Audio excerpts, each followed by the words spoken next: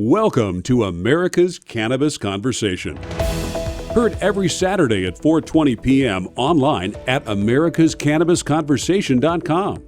Each week, we provide our listeners information, education, and insight into the exploding medical and adult use cannabis industry. You'll hear from industry experts, elected officials, local growers, detractors, and more. Learn how to build your own cannabis business, how to grow the product, what's legal, and where it's legal. Tune in each week to hear the latest industry news and updates from the American Cannabis Industry Association in Washington, tips on investing in cannabis, personal success stories, and more. It's time to join the conversation. And here's your host, Dan Perkins. This is Dan Perkins with your American Cannabis Conversation Quick News. New York City, consider franchising if you want to quickly grow your cannabis company's footprint. Matthew Kate, a New York-based attorney for the Fox Rothschild law firm, believes marijuana and the franchise business model seem like a good fit, especially as a way for new cannabis businesses to make a quick impact through a well-known brand. But cannabis and franchising can be a complex marriage because of the federal regulation that handcuff both sectors. Entrepreneurs shouldn't see this as a major deterrent. However, because franchising is another way to spread the risk, expose the brand, and it makes a lot of sense for certain kinds of brand. Washington, D.C. The USDA drops a DEA hemp testing requirement for 2020, while the FDA acknowledges the demand for CBD. Federal agricultural officials will delay the requirement that all THC testing on hemp crops must be performed at laboratories registered with the U.S. Drug Enforcement Administration. And food and drug regulators say it's a fool's errand to get people to stop taking over-the-counter CBD products. The testing delay comes after farmers and states alike complained they wouldn't be able to find enough DEA labs to handle the demand. The U.S. Department of Agriculture acknowledges this complaint in an update it released this past Thursday. The USDA wrote, "We now better understand how the limited number of DEA registered labs will hinder testing and better understand the associated costs with disposing of the product that contains over 0.3% THC could make entering the hemp market too risky."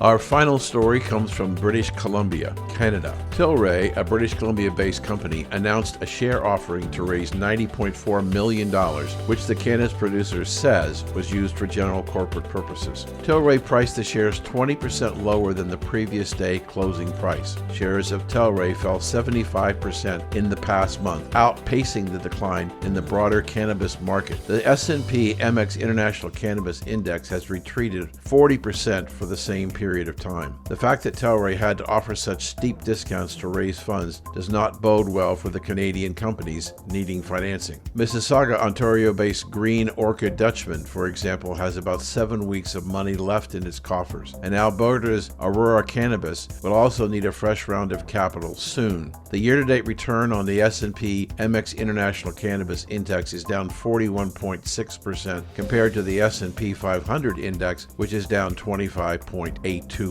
This has been your Quick News. I'm Dan Perkins.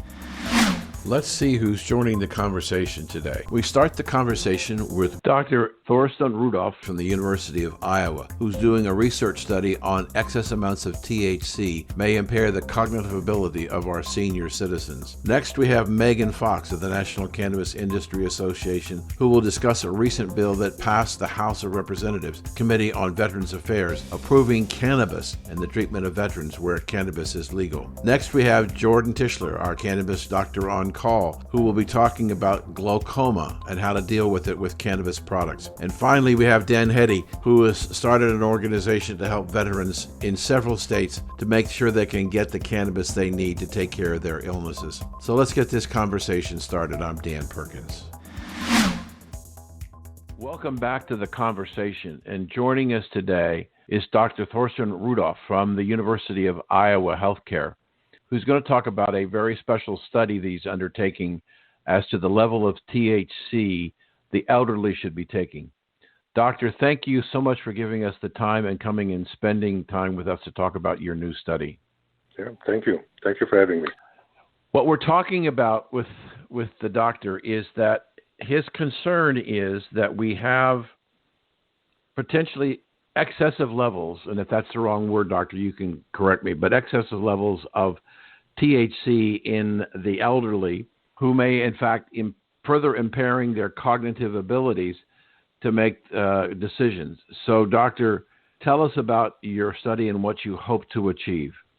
Yeah, so I realized that more and more older people are using or planning to use medical marijuana to treat their symptoms like pain and muscle spasticity. However, there are currently no guidelines on how to use these products safely and in an effective way.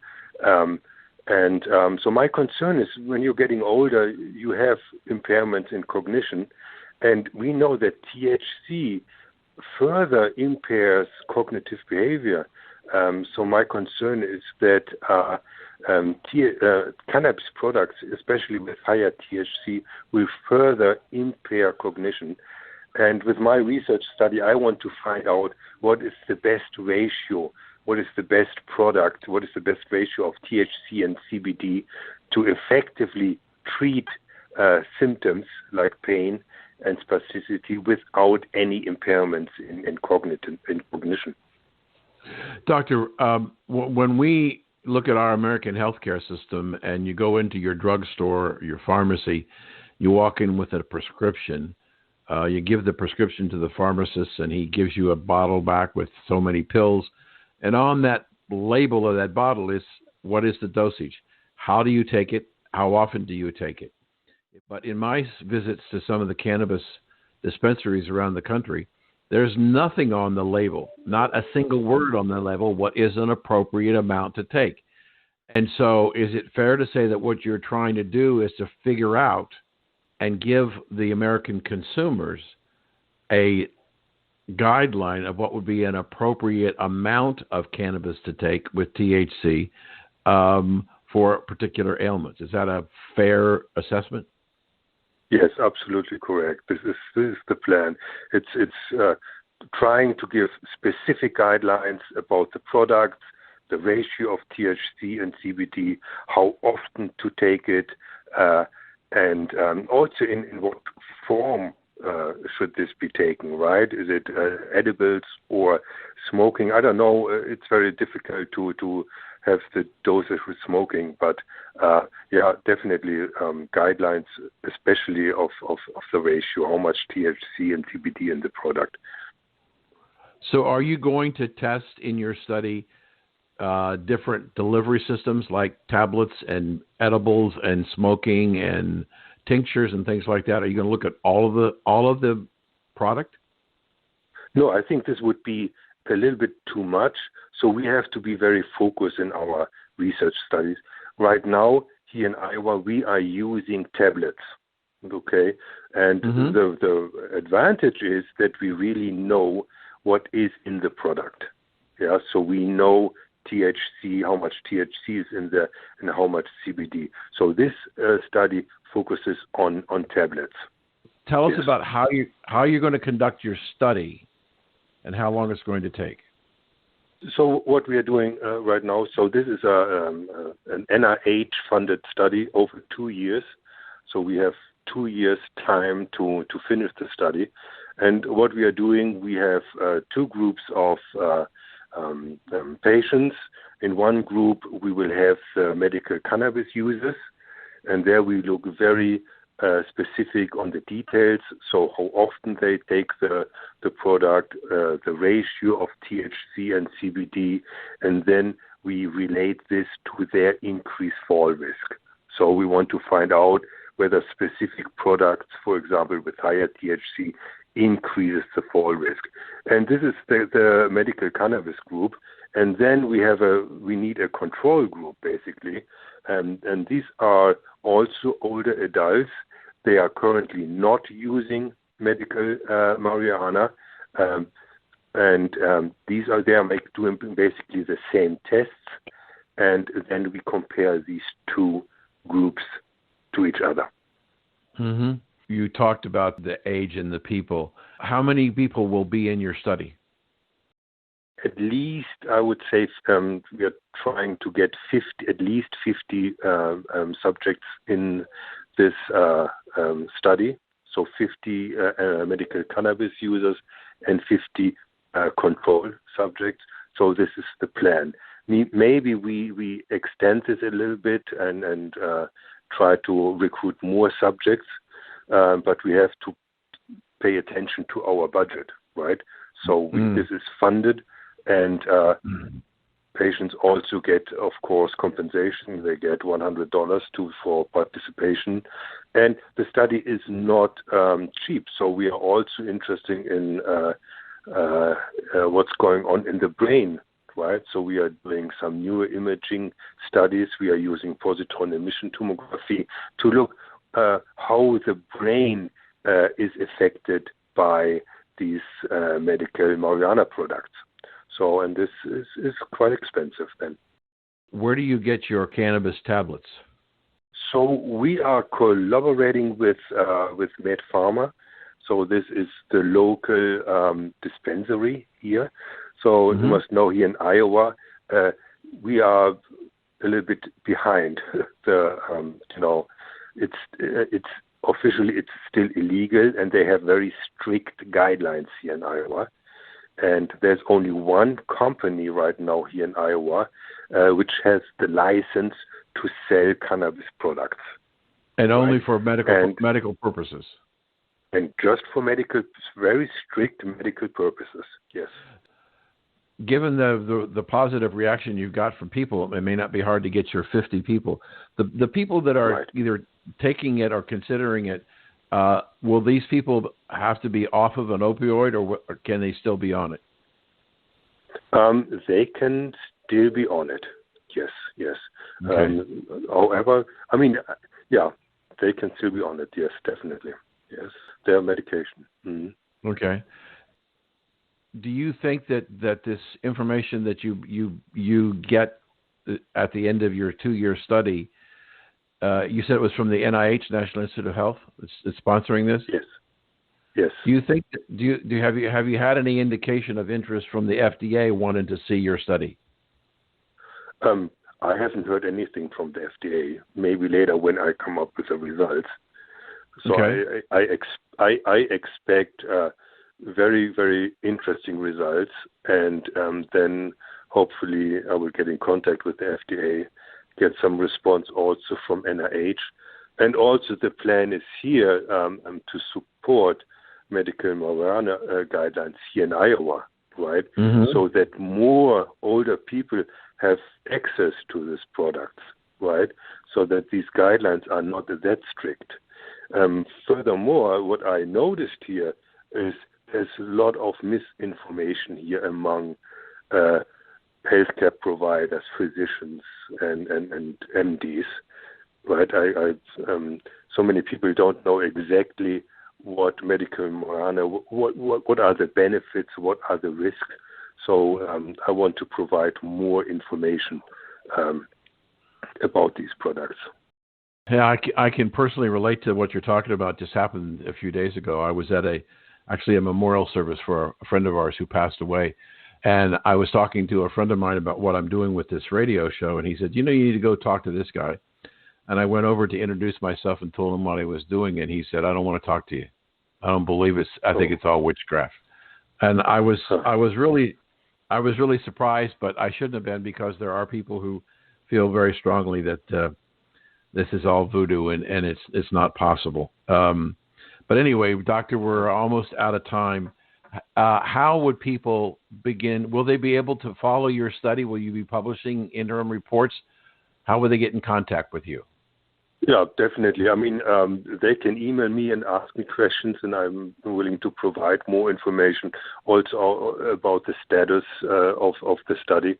But I will definitely, I hope that I will finish the study soon. I don't think that I will need 2 years. I think after 6 or 7 months, I will come up with some results already, and then I will publish this in scientific journals, also online and in different magazines, and so that's my goal. So we have your email address. We'll publish that on our website, W420radionetwork.com.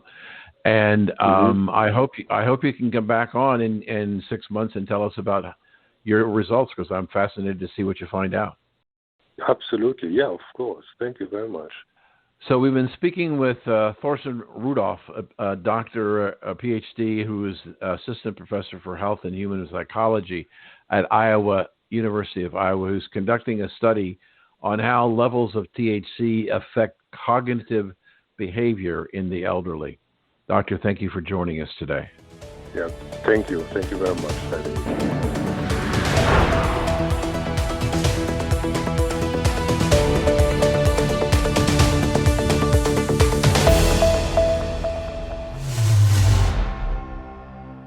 Introducing the new Cannabis electronic checking account.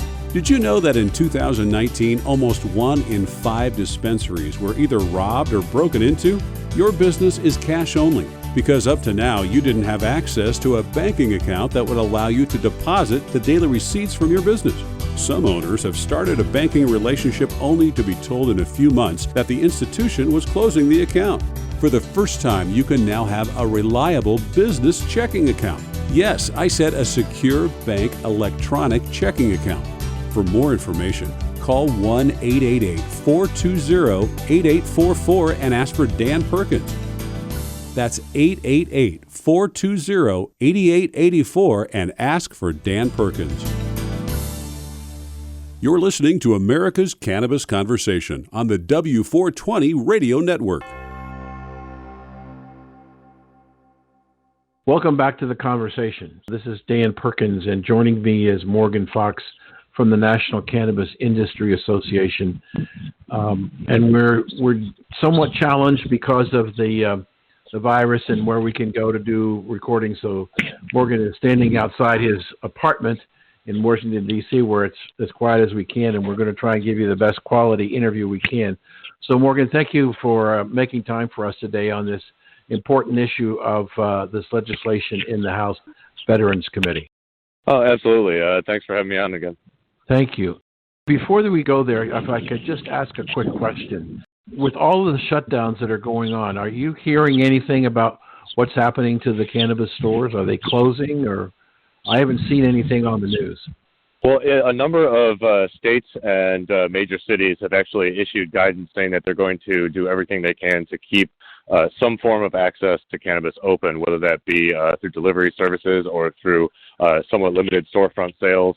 In some cases, people are allowing curbside sales. But I think that there's a general understanding that it's important for patients to be able to keep their medicine at least. And even in the case of adult use stores, that there are many people that use cannabis for health and therapeutic means that aren't necessarily officially part of a medical cannabis program. And some states dissolved theirs after instituting adult use programs. So it's really important to keep some form of cannabis access available and make it as safe as possible for the general public, the employees at those stores, and for the customers themselves. The legislation that was passed by the House Veterans Affairs Committee last week, which your organization, the National Cannabis Industry Association, put out a press release.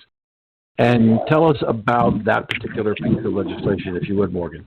Absolutely. So in one of the last things that Congress actually accomplished before they put all of their effort into dealing with the current pandemic was to have a hearing in the Veterans Affairs Committee on a number of pieces of legislation, but in particular, 2 bills that are directly related to veterans cannabis access.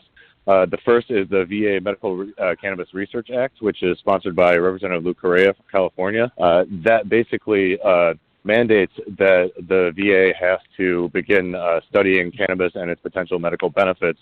Although an amendment did give the actual scientists running the studies a lot more leeway and put less of an onus on the VA itself. But it also protects veterans who are partaking in medical cannabis programs from losing their benefits or any other services that they would be getting through the VA. And that passed in a voice vote, so there was a lot of support. There's currently 105 co-sponsors in the House, at least the last time I checked. The second piece of legislation is the Veterans Equal Access Act, which goes farther and actually allows doctors and other medical professionals within the VA system to not only discuss cannabis as a medicine with their patients, but also to, if allowed under state law, to be able to actually recommend it to veterans under their care. And that passed in a 15-11 vote, pretty much along party lines, but I think that we're going to see support start to grow as potential implications of the current health crisis start becoming more stark. Does the legislation allow the prescription that is written by the doctor in a legal state to be covered under insurance or under their VA benefits? I don't believe that it would be covered by insurance. I think that that's something that the sponsors thought might be a little bit too unpalatable given cannabis's continued Schedule 1 substance. Schedule 1 status, rather. So they can have it, but the veteran's going to have to pay for it. I believe that that's how it's written, yes. What is it that you, as your organization representing the industry, what can you do to try and see if we can get this passed? Well, we're in constant talks with lawmakers, although it's mostly over the phone instead of in person these days. And right now, there's really nothing other than preparation and dealing with the coronavirus pandemic going on. And most lawmakers' offices aren't they don't have the time to discuss. As the situation starts to stabilize and as lawmakers are able to free up more time, we're continuously pushing them to hold a floor vote on this as soon as they are able and it's appropriate, in addition to the other legislation that we're pushing through this year.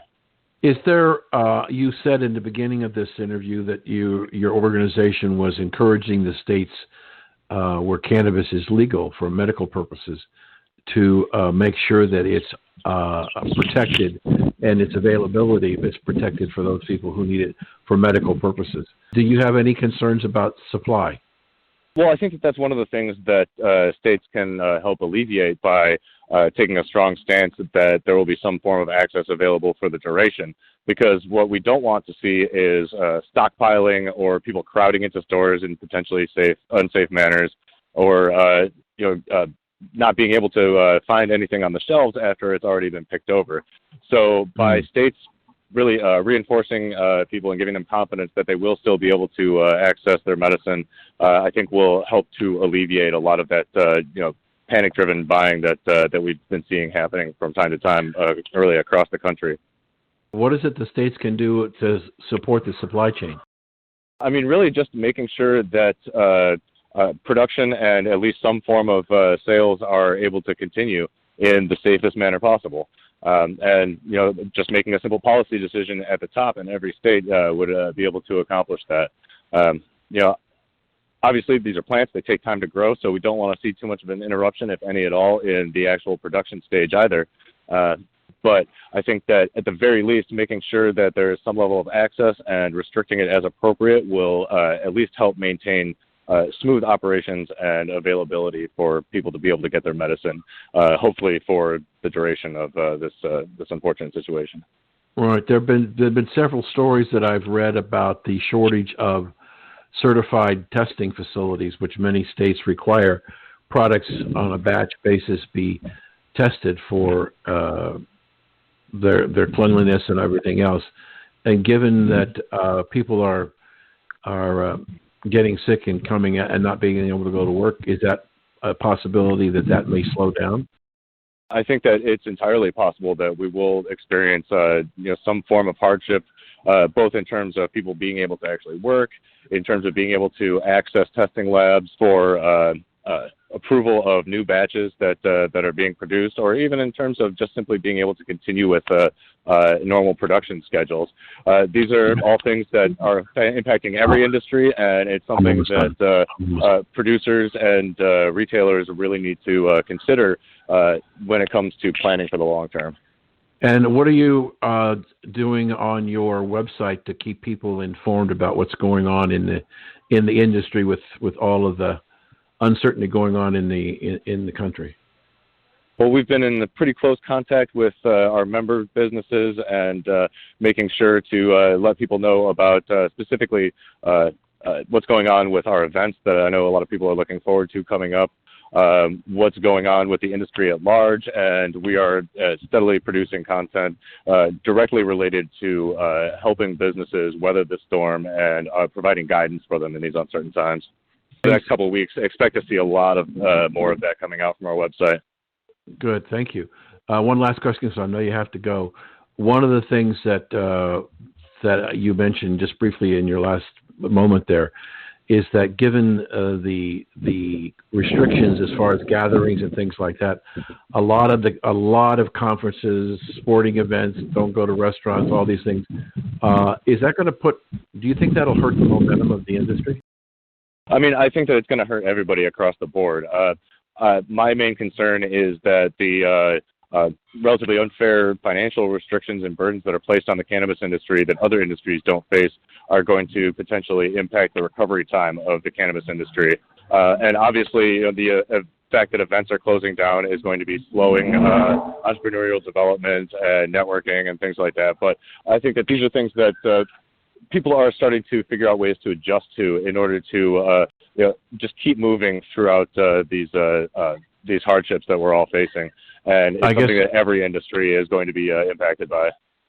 Any word from the administration as to whether these small businesses, these cannabis businesses, will qualify for any of the loans from the government?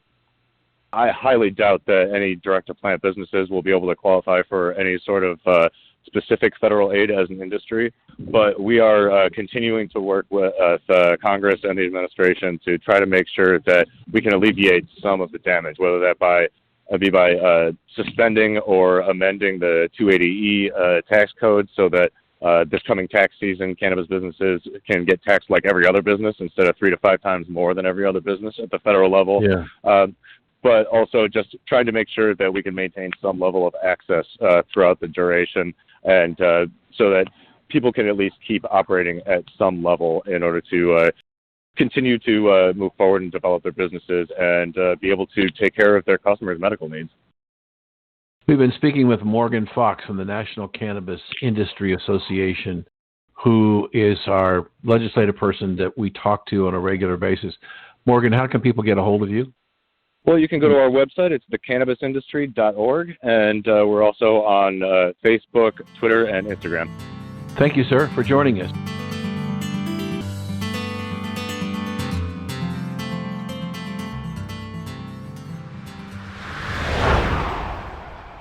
Ontario and Alberta, Canada.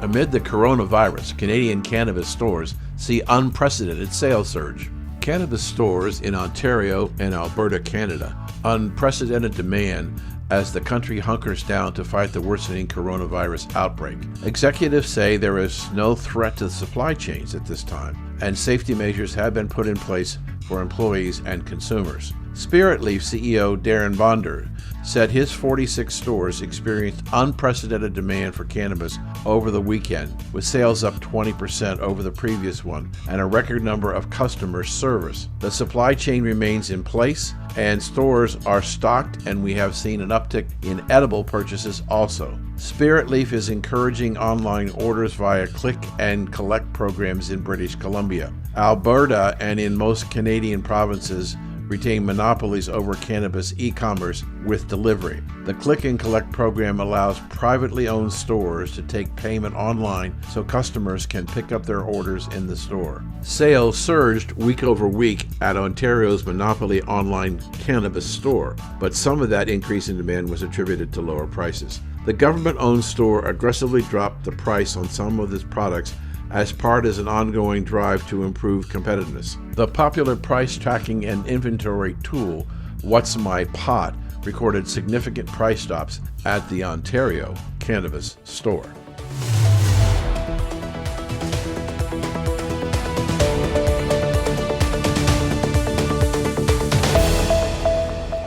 America's newest and fastest growing cannabis-focused radio network is expanding across the country and looking to add to our sales and marketing team. America's Cannabis Conversation offers listeners insight and information on the exploding world of cannabis.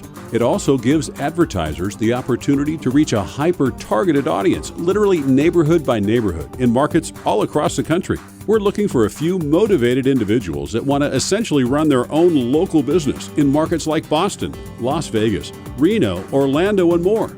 To learn more about this exciting opportunity or to apply, visit americascannabisconversation.com.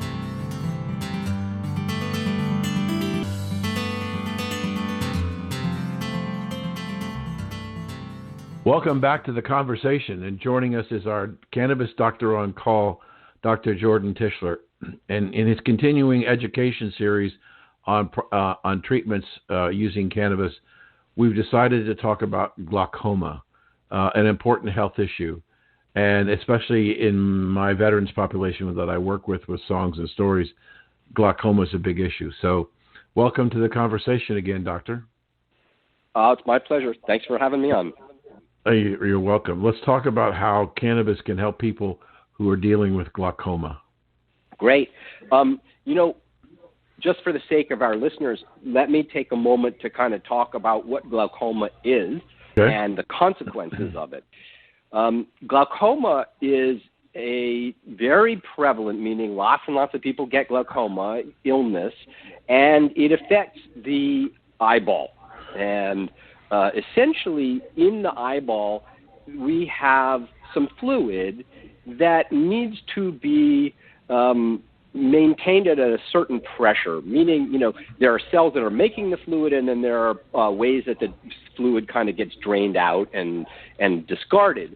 And so the manufacturing and the draining out have to kind of go on at about a reasonable rate, meaning it's like any bucket, it's got a hole at the bottom, it's got a hole at the top, and if you want the level of the water to stay steady, you got to kind of put in what's coming out, right? In glaucoma, what happens is that the outflow gets plugged up, or cut off. And I'm being a little simplistic about this, but the bottom line is then what you have is more going in the bucket at the top than can get out. And essentially then the eye, which is a closed sphere, then develops increasing pressure. And that pressure actually literally pushes on your retina, which is a film of cells that respond to the light that comes into our eye so we can see. But if you push on them, well, they are unhappy. And if you push on them long and hard enough, then they die and you go blind. So glaucoma is a big deal, and we do not want to mess up our treatment of glaucoma. And so, the interesting thing for me is that if you look across the country at all of the medical cannabis laws, they all include glaucoma. And you think, isn't that great? Everybody can be treated for glaucoma using cannabis.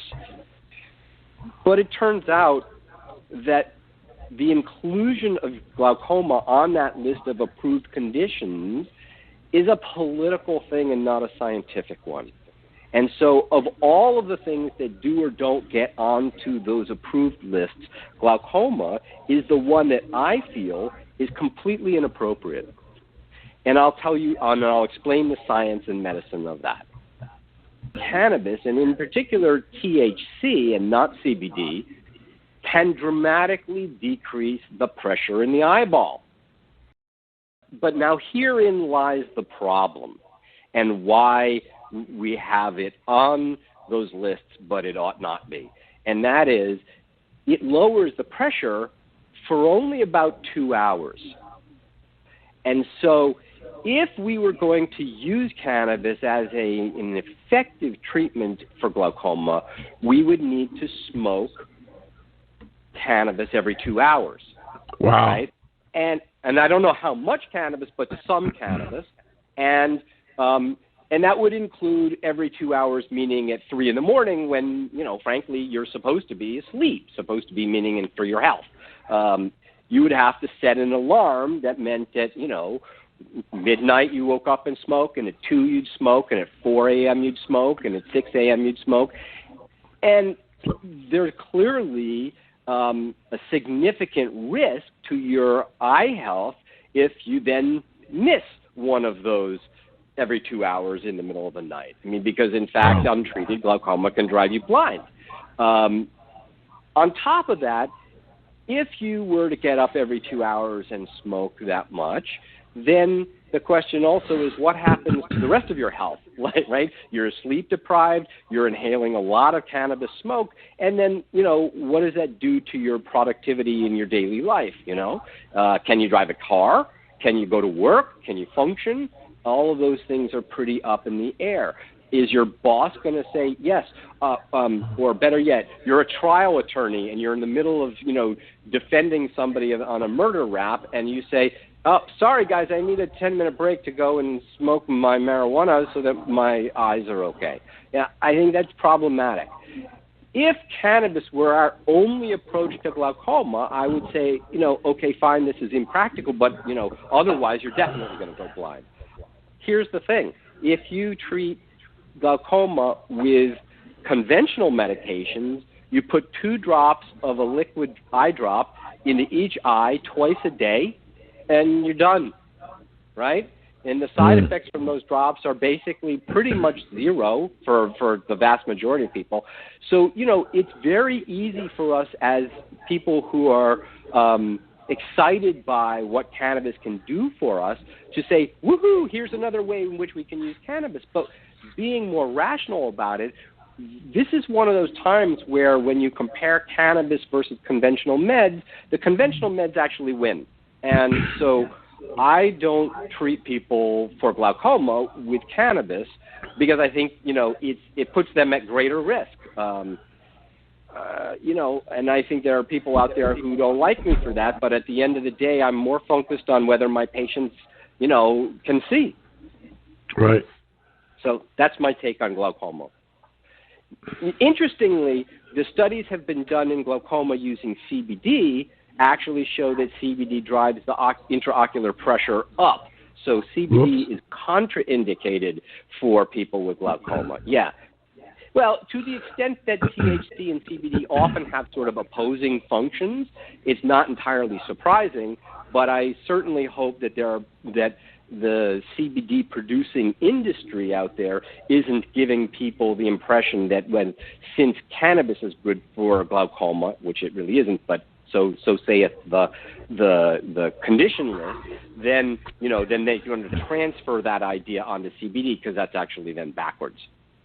We're speaking with Dr. Jordan Tishler, our cannabis doctor on call, about treatment of glaucoma. It would appear by listening to your discussion that there are people sitting on these various boards who may have been influenced to put certain diseases on the list or medical problems on the list without truly understanding, as you pointed out, it may be more dangerous to use cannabis in the case of glaucoma, but were either business pressure, political pressure, whatever, to a constituency that got it on the list.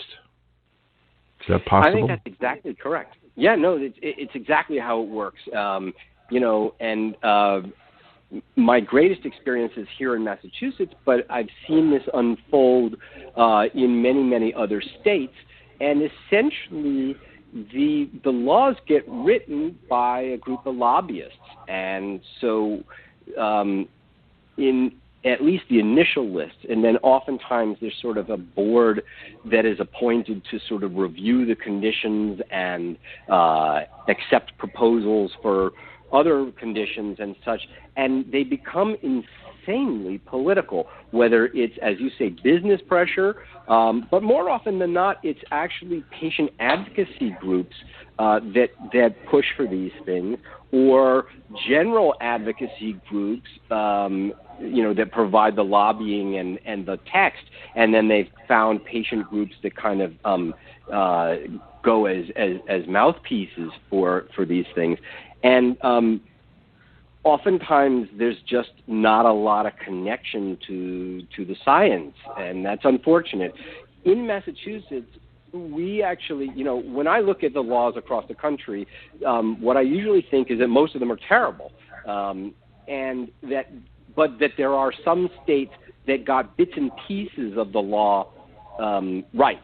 And Massachusetts law is not really better on the whole than anybody else's law, but this one thing they did that I think was exactly on the money, which is we have a list of 8 conditions, but in the law, right after the list of 8 conditions, it then says more generally, or any other severe and debilitating condition as certified by a physician. And that's then been modified to include nurse practitioners and such. But the point of that is that following statement basically allows clinicians to apply their medical training and judgment to what we can reasonably treat with this medication, and allows us essentially to do what it is we're trained and capable and qualified to do, as opposed to just sort of following a list that's put together by politicians that isn't necessarily based on science. And that's one of the reasons why I feel like I can say to my patients when they call, and what about glaucoma? I say, look, this doesn't make any sense. It's on the list for political reasons, not medical scientific reasons. On the other hand, there are many things that I treat regularly that are not on that list at all. Anxiety is not on that list. Depression is not on that list. Pain is not on that list. But those are all things where we have either reasonable or very good evidence that if cannabis is used in a proper fashion, it can be very helpful. And I think that gets us out of this quandary of how did you make the list, who made the list, and that sort of thing, and really allows us as clinicians to do what we're supposed to do. Unfortunately, as far as I know, Massachusetts is unique in that way. And I've often, advocating at the federal level for federal medical laws that then allow physicians to do what it is that they're supposed to do, and also allow us the mechanism for doing that, meaning being able to actually write a prescription rather than just sort of saying to the patient, this is what I think you should do, and then have somebody at the dispensary say, forget what he or she said, I'll give you a whole bunch of stuff. Yep. Is it possible that we could have a more effective delivery system of information to doctors and patients if we broke up this cobble of all these individual states and brought it under control of the FDA out of Washington, D.C.? Without question. I mean, it's very popular at the moment to bash on the feds and bash on the FDA. And I'm not saying that the feds and the FDA do everything right, but fundamentally the FDA's role is to protect patients by making sure that medications are safe and effective. And furthermore, that we have some national standards.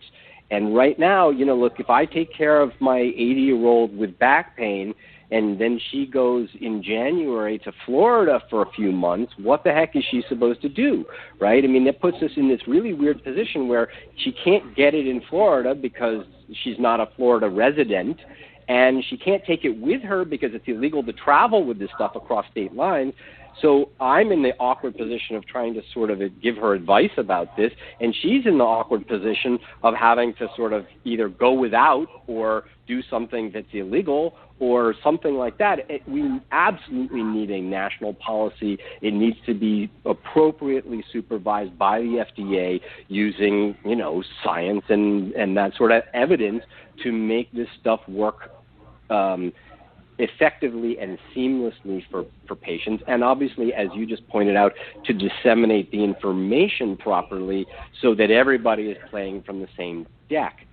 In the meanwhile, the Association of Cannabis Specialists, which is a group that I run, is working on those sorts of things by pushing lawmakers to implement that sort of thing and providing education for clinicians and education for patients and education for industry representatives so that we can start to, disseminate the information that we have, as well as to formulate a better approach to both regulating and disseminating the rules. So yes, that's exactly what's next. We've been speaking with Dr. Jordan Tishler, our cannabis doctor on call.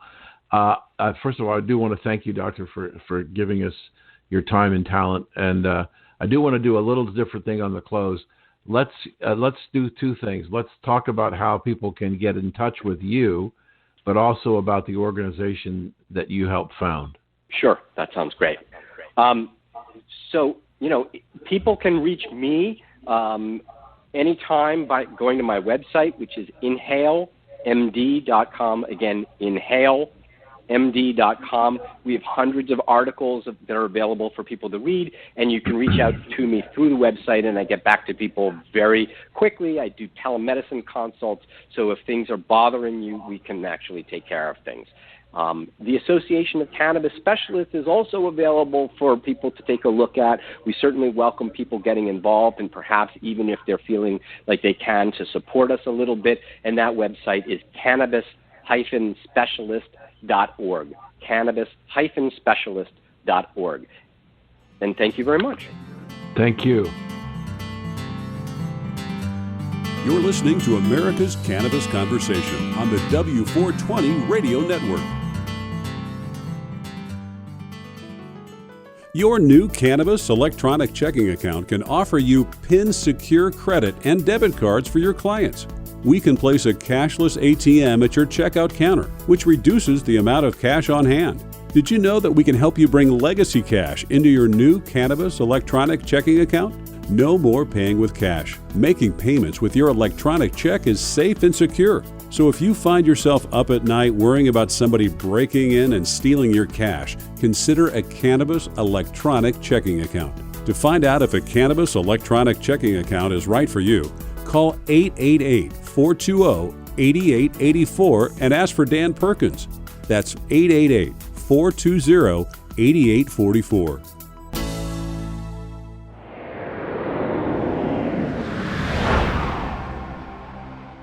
Welcome back to the conversation, and joining us today is a really important guest. He's a veteran like myself, Dan Heady, and he is with the Veterans Cannabis Group. Welcome to the conversation, Dan. Good morning, Dan. How are you? And thank you for your service. Thank you for your service. So tell us, Dan, how did Veterans Cannabis Group get started, and what are you trying to do? Well, Veterans Cannabis Group got started about 3 years ago with two individuals named Aaron Augustus and Jeremy Fuentes, and started their first post in Marion. And what they were finding out was that the opportunities and the information that a veteran needs when they ETS out. Now I call it ETS, they call it separation, and it's all a new deal now. So, but when they come out, they don't have any grassroots veterans experience places to go. There's one thing that Aaron always said we may not be in a professional job, but we are a professional in one thing, and that's being a veteran. We're all professionals at being veterans. So with the VA being a little, a lot overrun, not their fault, Aaron decided that we were going to go ahead and assist helping the VA, and due to the fact that cannabis is not recognized by the federal government, of course, they can't give it out to us, but we have figured out a way to get enough medicine to veterans that can't afford it, can't find it, they're lost, so on and so forth. That's kind of how it got started with Aaron and Jeremy. I saw an article recently by one of the Joint Chiefs of Staff. I believe it was for the Navy, but I could be wrong. But I know it was one of those who warned active duty soldiers not to take any CBD product because they were not able to verify the consistent level of THC in cannabis products. And if they got a drug test and they tested positive for THC, they could be sent out, mustered out of the service, and perhaps lose their pensions or whatever. So, well, that is actively happening. That is happening. There's no doubt about that.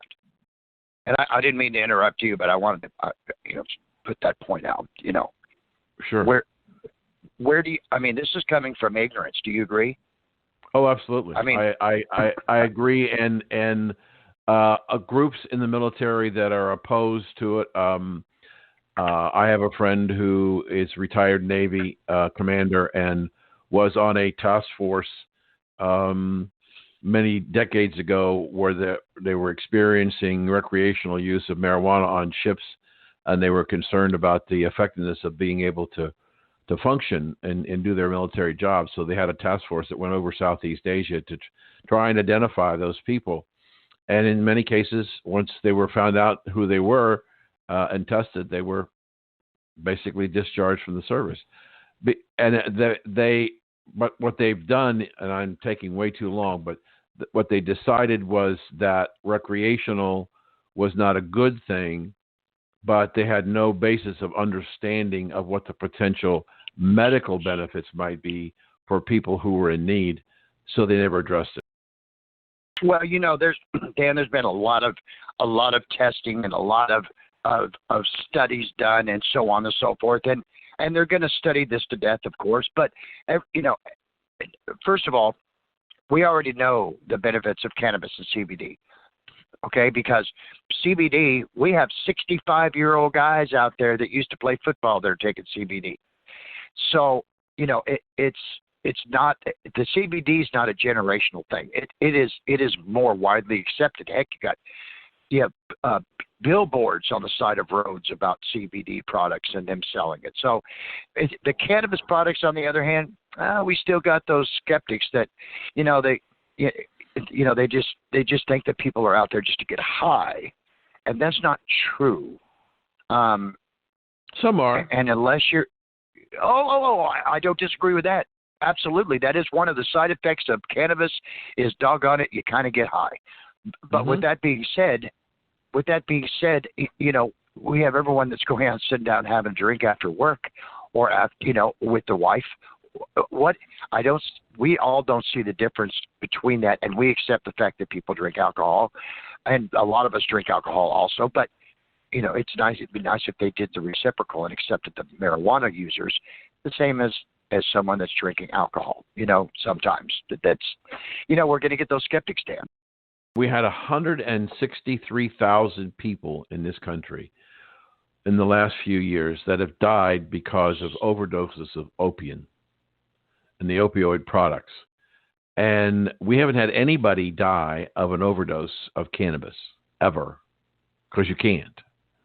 And so we're selling the opioids in the open market legally by prescription and killing people because it gets abused. And yet we have no evidence of anybody ever died from an overdose of cannabis. We can't bring it to the market. Let me bring that one step farther, Dan, and give you a personal experience. Okay, I was on hydrocodone for 22 years for various different things that I have wrong with me, and taken legitimately, and sometimes not. But the fact of the matter is I don't take them anymore. I don't have to take any more of the benzodiazepines, and neither do a lot of my fellow veterans. Our fellow veterans, I'm sorry. Okay? They don't have to take that anymore because they're finding out that the cannabis actually helps with the pain. Now, they may be still taking their opioids, but they're taking less. They still might be able to take their medicine to calm down or depression, but they're taking less. So this is all studied and it works. So I could say that right now there are veterans out there in one group in Missouri it's called the Bridge Program, and they're working on showing actually a rehab center using cannabis to get people off of opioids, and it works. Yeah. So I'm with you. I don't understand. Well, I do want to put this point out. The marijuana industry does not have the lobbyists and the money to go up and sit in Washington like the big drug pharmaceutical companies do. We don't have that kind of money, nor organization yet, truthfully. Mm-hmm. Because the federal government has, in fact, because they've regulated the product by making it a controlled substance, you can't sell it across borders, and so it's very hard to build a a cartel, if you would, of people with a common objective who can lobby and be involved in the distribution of the product. Can't happen. At least not for now. Yeah, no, there's a lot of people that are afraid to do that. There's a lot of people that sit in their house and smoke their cannabis and will not tell anybody. Now, that's only going to come through education of people. That that is not the mystique of reefer madness and all this. It's just not that mystique anymore. And the young folks have taken the cannabis to another level. It's so refined now anymore. Now these kids are doing this that, if I want to go to sleep and I have a sleep problem, instead of taking a sleeping pill, I'll smoke a little bit of cannabis. If I need a little bit of energy, instead of taking any speed or anything to get a little energy, which a lot of people do. Methamphetamines is another thing cannabis helps get people off of, by the way. And, you've got cannabis that'll give you a little bit of energy. They've done wonderful stuff with this. So, it's just going to take us working together as an organization, and that's why we're here, to give us a voice. No, I agree, and it's a shame in one sense that it has to be done so segmentedly that it can't be done easily across borders. But that I hope that too will pass. But I just have no idea when that's going to happen. So let's talk a little bit in the time we have left. Okay. Let's talk a little bit about the objectives of your organization. We have a mission, of course, that we definitely try to adhere to, and all the states that we have, they understand what our missions and our goals are, and we list our missions right on our websites, all of them, because we're an advocacy group for veterans for sure. And it's for medical cannabis use, but also for CBD and also for their immediate families. Because we forget that the wife or the husband of the soldier, when deployed, also gets really PTSD issues and things. They are also affected tremendously by that. But what we're trying to do on this mission is getting veterans together, get information and resources and benefits for employment, which is another big thing we had talked about. Networking is a big thing because we have the ability now through the computer age to be able to hook up with people all over. I'm able to send stuff all over the United States down, talk to my people, my people in the other organizations. I mean, my fellow people and veterans, like in New York, Missouri, and that's how our word is spreading on this organization. So we're really trying to get basically a rehabilitation through cultivation. How about that? That's a good saying that I like to. Sure, you know what I'm saying? So, because we only have a little bit of time left. How are the veterans reacting to what you're trying to do? See, that's the great thing about this cause. It is just growing by word of. It's such a good cause that people can see where veterans are not able to get their cannabis products. They're not able to talk to other veterans because veterans talk to veterans. Because we know how to talk to veterans because we're veterans. So it comes down to the point of getting that point across and getting a veteran an exciting thing. This is really exciting to get involved with this. Missouri's taken this off and running with it. South Carolina's taken off and running with this. Texas has taken off and running with this. It's just such a good cause. Everyone likes it. And the fact is, we are only about the patient. We are only about the veteran. That's it. It's the patient first, which is the veteran. Yeah, unfortunately, Dan, we're out of time. But let's. How can people learn more about your organization? They can get online and go to our website. I'm the director of Arizona, so you can go look at my site. It's got a portal into all the other states, and that is at V for Veterans, C for Cannabis, G for Group, AZ for Arizona.com. And you'll find all our posts listed up there, and you can visit them at your leisure. We've been speaking with Dan Heady from the Veterans Cannabis Group. Thank you for joining us today on The Conversation. Thank you, Dan.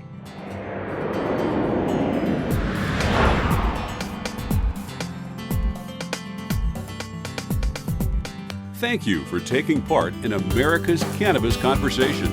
To hear this show in its entirety or to hear any of our archive shows, log on to americascannabisconversation.com and tune in next Saturday at 4:20 p.m. for the next installment of America's Cannabis Conversation.